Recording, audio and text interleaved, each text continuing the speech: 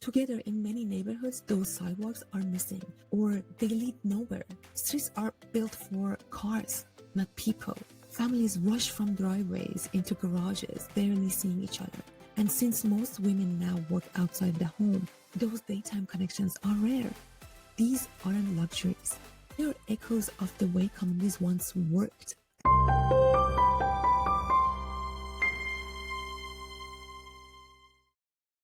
Hello and welcome to Andisheh Parenting. Today I want to talk about a typical hassle for families and parents and how it can has a huge butterfly effect on our kids' health and on the family's health. Let's walk with this family through a typical week.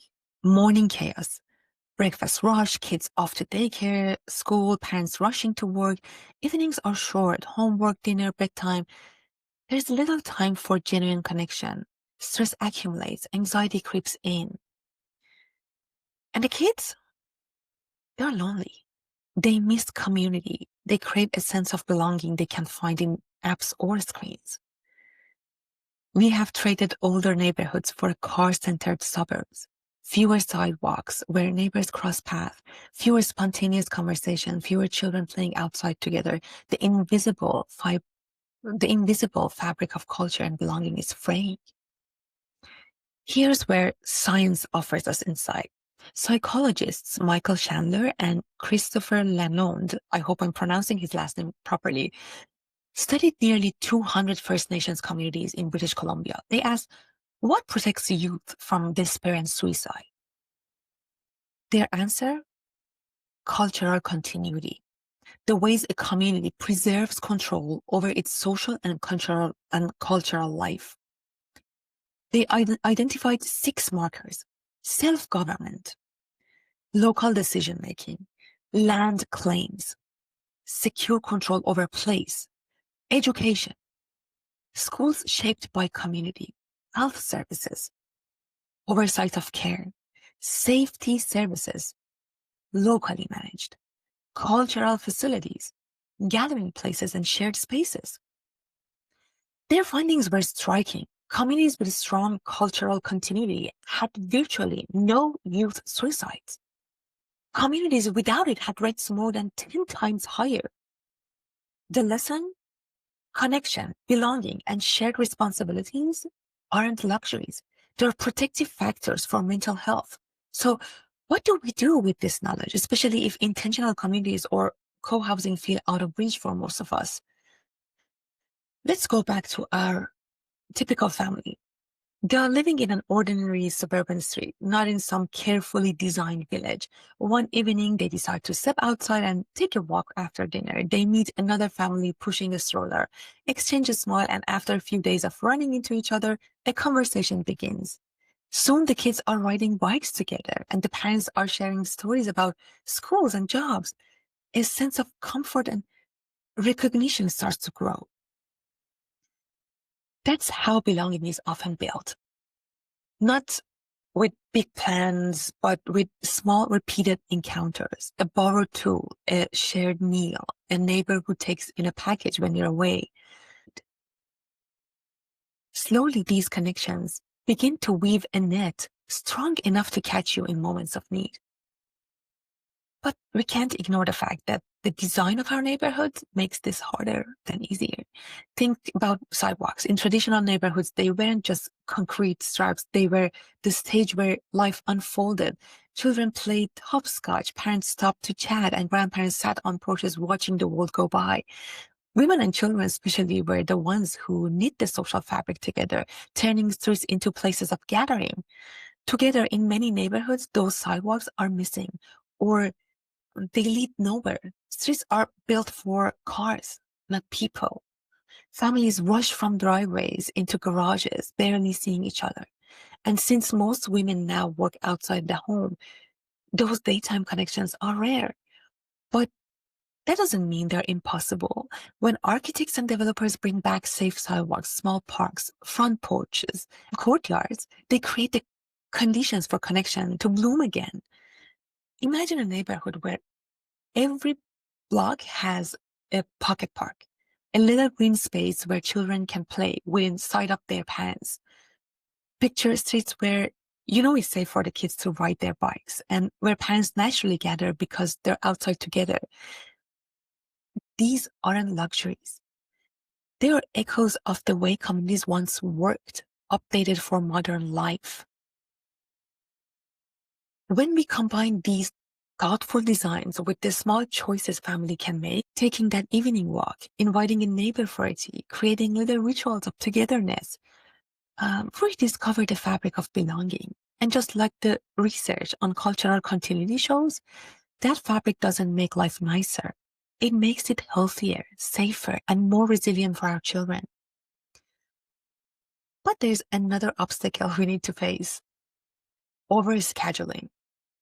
Many parents fall into the trap of thinking that more lessons and more programs, soccer, piano, tutoring, swimming, will set our kids up for success. But here's the reality. Our children already spend most of their day in school, where almost every moment is guided and supervised by adults. They are told what to do, when to sit, what to eat, and how to learn. School may be important, but it leaves very little room for independence. And then, instead of giving kids a break, we add more structured activities on top of that. What gets lost is the one thing kids desperately need: free play. Real unstructured play where children make their own decisions, invent their own games, and solve their own conflicts without an adult hovering over them. This kind of play is not just fun, it's essential for learning how to negotiate, imagine, test boundaries, and build lasting friendships. Without it, children may be busy, but they are not free. And without that freedom, they miss the deep social and emotional growth that comes only from being with peers on their own terms. That's why it's not just nice to plan play dates, it's crucial. Parents need to actively carve out time for free play, even if it feels less productive than another class or lesson. In truth, it's one of the most productive investments we can make in our children's future. And what if you live in a neighborhood where the design makes connection really difficult? No sidewalks, no safe green spaces, no families outside. Yes, it's harder, but again, it's not impossible. You can create connection by going where people gather. A weekly park play day, meeting at a family-friendly restaurant, hosting a dinner where everyone brings a dish.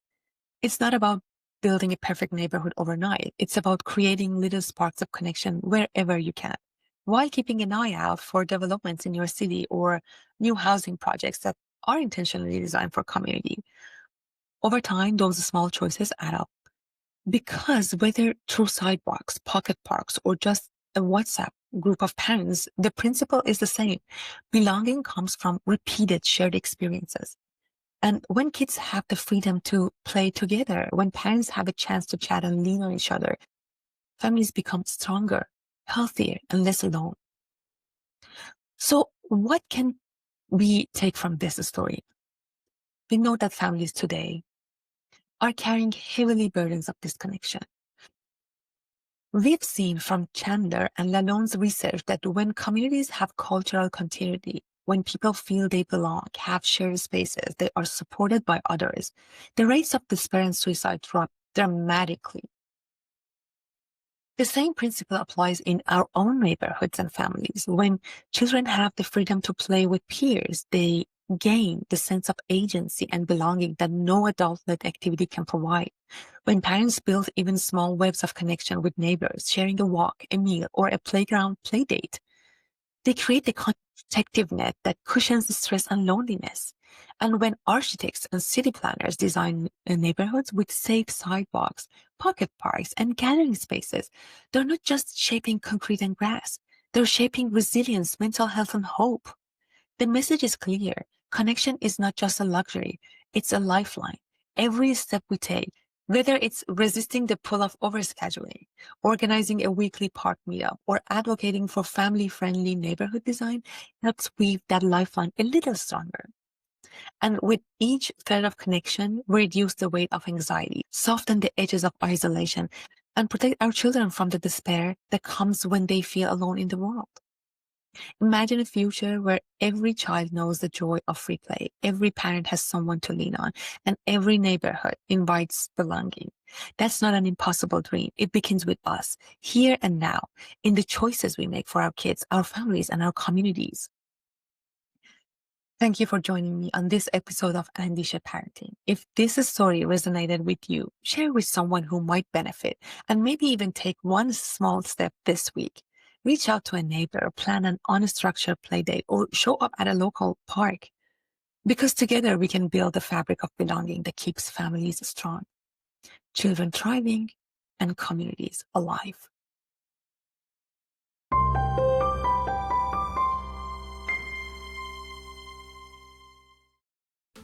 Thank you for listening to this episode of Andisheh Parenting.